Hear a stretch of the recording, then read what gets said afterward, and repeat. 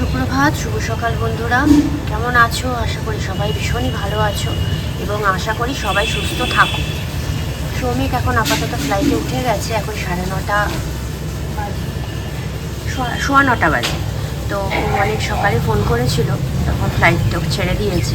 এখন হয়তো হায়দ্রাবাদে নেমেছে। তো রান্নাবান্না শুরু হয়ে গেছে আমার সকালের।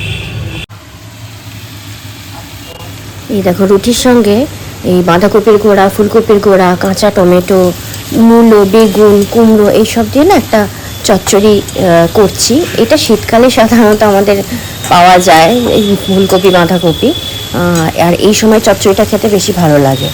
আর নামাবার সময় না একটু ধনেপাতা বেশি করে, কিন্তু এর মধ্যে কোনো মশলাই যাবে না, শুধু নুন, হলুদ আর নুন, হলুদ আর মিষ্টি, আর কালো জিরে বা সাদা জিরে সম্বার দিয়ে, কাঁচা লঙ্কা দিলে দিতে পারো, একটু মিষ্টি, নুন এগুলো ঠিকঠাক করে দিলে না এই চচ্চড়িটা রুটির সঙ্গে খেতে এত ভালো লাগে।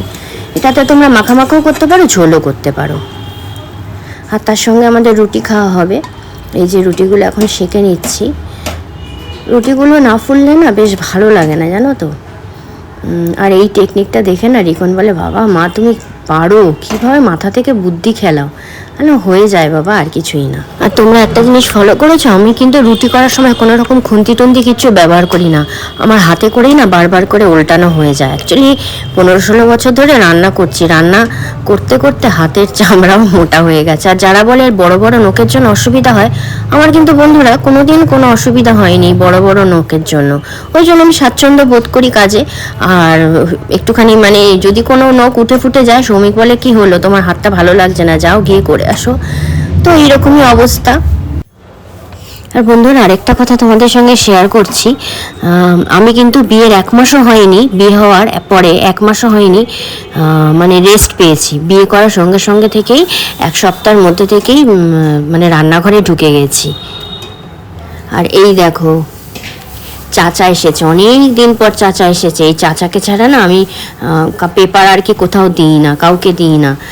তবু চাচা বলছে যে দেশে গেছিলাম বেটি, এখানে তো ওই পেপারে সেরকম একটা লাভ হয় না। আমি বললাম, তাও তুমি যখন আসবে আমাকে কিন্তু একটা করে হাঁক দেবে, আমি অন্য কাউকে দিই না। ঢেউ ঢোকলার মধ্যেই পেপারটাই শুধু আমাদের জমে, তাছাড়া যা কৌটো ফুটো আছে সব আমি ফেলে দিই। ওই দিনুদার ওই ময়লার গাড়িতে ফেলে দিই, তারপরে দিনুদা বেছে বেছে নিজের বস্তার মধ্যে ভরে নেয়। সেও 2 পয়সা রোজগার করে এগুলো বিক্রি করে। তা বাড়ির মধ্যে তো এখন আবর্জনা রাখা যায় না, এখন মানুষের উঠোন নেই, সবই ফ্ল্যাট সিস্টেমে। নিজেদের বাড়ি হলেও সব ফ্ল্যাট সিস্টেম বাড়ি হয়ে গেছে, সেখানে তো কিছু করার নেই। তা আমি আর কোনো দরাদরিও করি না। চাচাই ওজন করে বলে, বেটি এত টাকা হয়েছে। আনলাম ঠিক আছে, যা হচ্ছে আমাকে দাও। আর তোমাদের তো বলেছি আজকে সৌমিক ফিরছে। কালকে রাত্রে আমি সৌমিককে জিজ্ঞাসা করেছিলাম যে বাজার থেকে কি কিছু নিয়ে আসবো, তোমার খেতে ইচ্ছা করছে? ও বললো না না, যা মাছ আছে হয়ে যাবে, কি সব 5 মিশালি মাছ আছে বললাম। বললো তাই মিশিয়ে করে ফেলো। আর এই যে মাছের মাথাটা দেখছো, এটা দিয়ে মুড়ি ঘন্ট করবো। আর আমি মুড়ি ঘন্টটা গোবিন্দভোগ চাল দিয়ে সবসময় করি। আর সৌমিকে কিন্তু আজকে ফ্লাইট প্রচণ্ড ডিলে, এত ডিলে। আর আমাদের বালির ব্রিজটা প্রবলেম করছে, এখানে তো যান চলাচল এখন বন্ধ, খুব মুশকিল হচ্ছে। ও কখন ফিরবে আমি জানিও না। তাও বাবুকে, বাবু বলতে হচ্ছে আমাদের সানিকে পাইনি, বাবু একজন ভাই, ও গাড়ি চালায়, ওকে বলা হয়েছে ও সৌমিককে গিয়ে নিয়ে আসবে। তা বাবুকে বলেছি যে দাদা তোকে ফোন করে নেবে, তুই সেই বুঝে বেরিয়ে যাস। এরা কি বলতো, বিশ্বস্ত ছেলেগুলো তো, গাড়ি ফাড়ি দিয়ে আমাদের কোনো অত টেনশন থাকে না, একদম নিশ্চিন্ত থাকা যায়। আর প্রত্যেকটা ছেলেই খুব ভালো। আমি কিন্তু এখনও ব্রেকফাস্ট করিনি, মাছটা ভেজে নিই তারপর করব।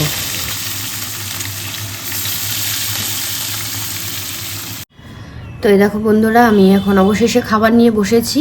এই তরকারির বাটিটাতে নিয়ে নিলাম ওই সবজি আর এই একটা রুটি, ব্যাস এই হচ্ছে আমার ব্রেকফাস্ট। এই তরকারিটা খেতে খুব ভালো লাগে।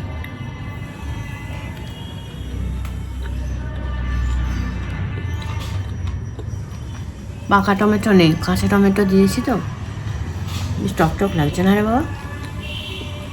রিকন খুব ভালোবাসে এই সবজিটা খেতে। প্রথমে সকালবেলা বললো দুধ মুসলি খাবো, তো আমি সেইভাবেই করেছি। ও বাবা, তরকারির গন্ধ পেয়ে রান্নাঘরে ছুটেছে। গন্ধের সঙ্গে শুকে বলছে, তুমি বলছো না তো এই তরকারি? আমি বলেছি কিন্তু। তারপরে এই তরকারিতে রুটিগুলো, ডিমের পোচ খেলো 2টো ডিমের, ব্যাস ওর ব্রেকফাস্ট হয়ে গেছে, মারও হয়ে গেছে। এখন আমি করে নিই। আমি আজকে মুড়ি ঘন্ট করলাম, দেখাচ্ছি তোমাদের। মুড়ি ঘন্টটা আমার বেশ ভালো লাগে খেতে। দেখো এইসব রান্নাগুলো না অ্যাকচুয়ালি আস্তে আস্তে হারিয়েই যাচ্ছে, অনেকে পারেও না করতে। আমি যেরকম পারি, মানে আমার দিদার হাতের রান্না তো খুব ভালো। দিদা হচ্ছে ফরিদপুর না ঢাকা জেলার মানুষ, তো সেই হিসাবে মাও খুব ভালো রান্না করে, ওখান থেকে যেটুকুনি শেখা।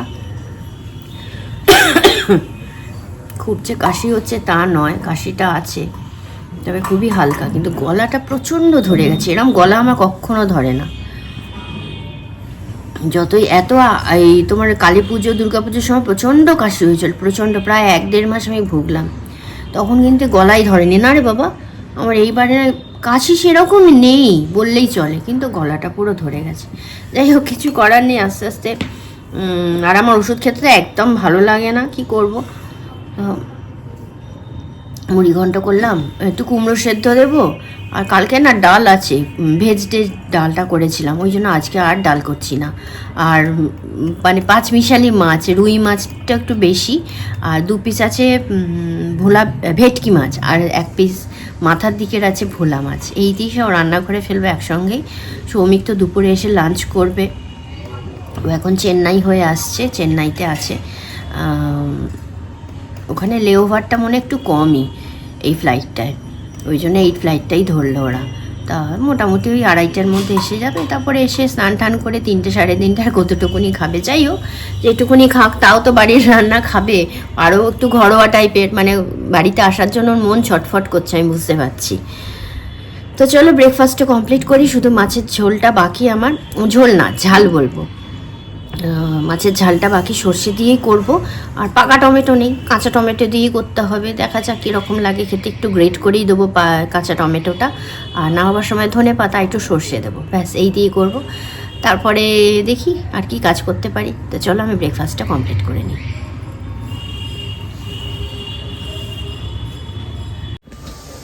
এরকম বন্ধুরা, সমস্ত আমার রান্নাঘর পরিষ্কার, মায়া দিয়ে আসবে না তো কি হয়েছে, বাসন কোসন মেজে একদম পরিষ্কার করে রেখে দিয়েছি। এবার আমি স্নানে যাব, আর তোমাদের সঙ্গে আমি ওই এটা শেয়ার করি, মুড়ি ঘন্টটা খেতে ভালো হয়েছে দেখতে। এরকম হলেও খুব একটা আমি তেল দিইনি, ঘিও দিইনি, লাস্টে একটু ঘি দিলে ভালো হতো। এই হচ্ছে মুড়ি ঘন্ট, এই করেছি মাছের ঝাল, সর্ষে দিয়েছি, আর কুমড়ো সিদ্ধ দেবো। আর এই হচ্ছে কালকের ডাল, এই দেখো কালকের ডালটা রয়ে গেছে, কালকের ডালটা খেয়ে নেবো। তো বন্ধুরা, এখন আমার স্নান হয়ে গেছে, আর রিকন আজ স্কুলে যায়নি। রিকনের এমনি শরীরটা ঠিক পারমিট করছে না, ওই জন্য ঠিক স্কুলটা যাচ্ছে না। আসলে ওয়েদারটা তো এই সময় একদমই ভালো না, আর এই সময় যত পরীক্ষাগুলো পড়ে, তো দেখো না ওয়েদারের অবস্থা দেখো, পুরো যেন মেঘলা হয়ে রয়েছে, পুরো মনে হচ্ছে বৃষ্টি আসবে 2-1 দিনের মধ্যে। খুব বাজে ওয়েদার, না আছে রোদ্দুর, একটা কিরম ধুন্দলা ধুন্দলা টাইপের। আর যা চেহারা হচ্ছে তোমার, আর দেখতে হবে না।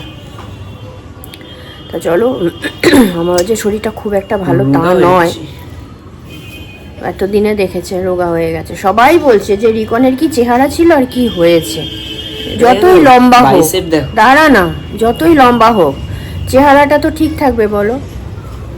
ও নিজের শরীরের প্রতি একদম খেয়াল রাখে না, সত্যি কথা খেয়াল রাখে না, বলে লাভ নেই। এখন থেকে শরীরের যদি যত্ন না করে মুশকিল আছে। তো সৌমিকদের ফ্লাইট ডিলে আছে, আমার ফোন করেছিল এখন চেন্নাই থেকে, 12টায় ফ্লাইট ধরার কথা ছিল, 12টা না 12:30, সেটা এখনও বলছে 1টা, এখন বলছে 1টা, আবার কখন কি হবে কে জানে। এখানে কলকাতায় ওই 2:15 বা 2:30 টাইম ছিল, আমার মনে হয় না 3:30টার আগে নামতে পারবে। এসে আর কি খাবে ভাত, সেটাই ভাবছি। আর তখন ইচ্ছা করে, এমনিতে সৌমিকের একটু আছে, আমি না যত বেলাই হোক, ধরো 4টে-5টা বাজলেও মানে এক মুষ্টি ভাত খেলে শান্তি।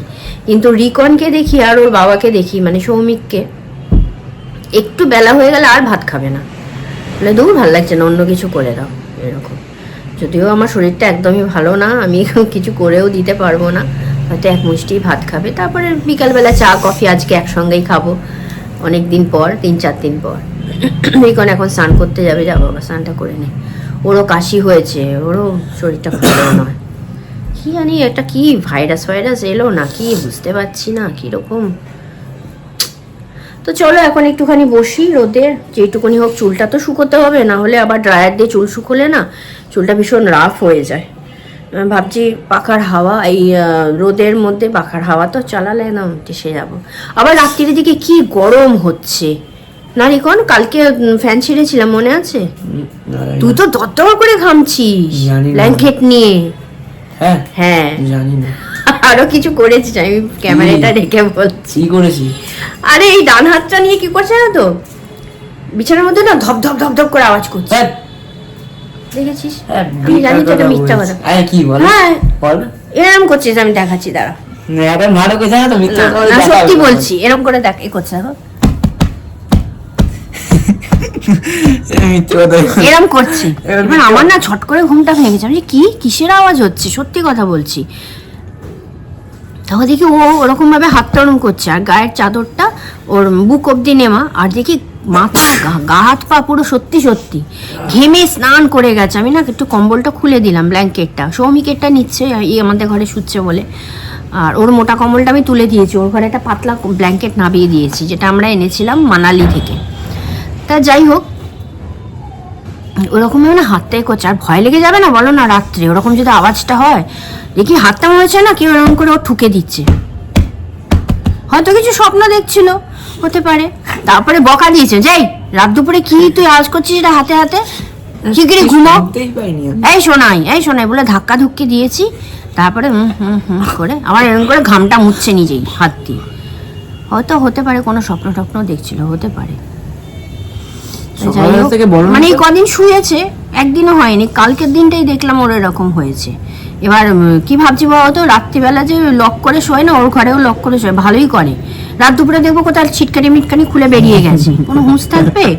এরা মানে পাগলের মতো উন্মাদের মতন ঘুমায়, কোনো হুঁশ থাকে না। আমাদের কি মানে আমার তো বিশেষ করে ও হওয়ার পর থেকে একটুখানি আওয়াজ হলেই না আমার ঘুম ভেঙে যায়, মানে খুব সজাগ ঘুম, আমি একদম মরার মতো ঘুমোই না। সৌমিকও তাই, সজাগ ঘুম, এইটার দিকে আমি মরার মতো ঘুমাই, ওকে যদি তুলে কেউ ছুঁড়ে ফেলে দেয় আর কোনো হুঁশ থাকবে না। চলো মজা করছে, আরে বাবারে আরে চুলটা ভেজা, তোর গা ভিজবে। চলো এখন রাখছি, ও স্নানটা করুক, ভাতটা বসিয়েছি, ভাতটা হোক, তারপরে মা তো আগে খেয়ে নেবে, মা টাইমে খায়, মা খেয়ে নিয়ে চলে যাবে, তারপর আমি আরও খেয়ে নেবো, কারণ সৌমিকের আশা বসে থাকলে আজকে আর আমাদের খাওয়াও জুটবে না, সৌমিক যখন আসবে তখন খাবে। তা চলো এখন রাখি, পরে আসছি। সৌমিক এয়ারপোর্ট থেকে বাড়িতে ফিরেছে প্রায় তোমার 5:15 হবে, এসে আর ভাত কি খায় বললো, কিন্তু খিদে পাচ্ছে বাবু, কি খাবো বলো? তো আমি এলাম, আমি তোমাকে ব্রেড দিয়ে ফ্রেঞ্চ টোস্ট করে দিই, আর সঙ্গে কফি খাও, ভালো লাগবে। তার সঙ্গে রিকনও খেয়ে নিল, খেয়েও টিউশনে বেরোবে, তা সৌমিকও খাচ্ছে, আর আমিও 1 পিস পাউরুটি নিয়ে নিয়েছি। চলো এই ব্রেড দিয়ে ডিমের গোলা দিয়ে ফ্রেঞ্চ টোস্ট করতে করতে আজকের ব্লগটা শেষ করছি। কালকে আবার নতুন একটা ব্লগে তোমাদের সঙ্গে দেখা হবে।